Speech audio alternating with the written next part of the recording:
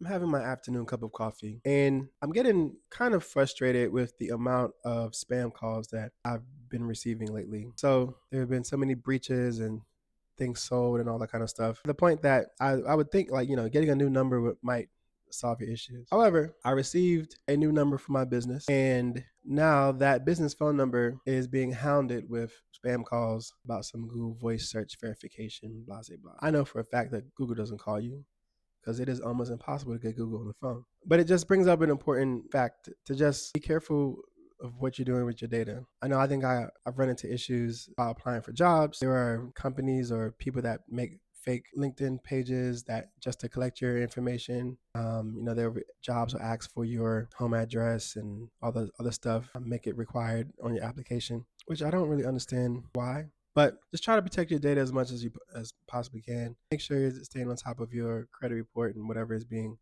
reported about your information.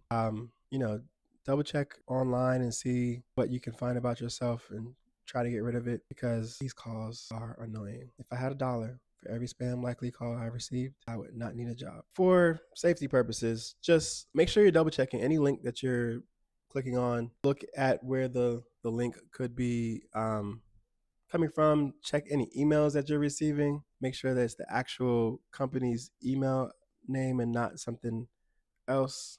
If you receive a phone call and they're asking for some verification, say you call them back and call the number for whatever company it is. If you receive an update to or some code or whatever, make sure to go in and change your password because your data might be compromised.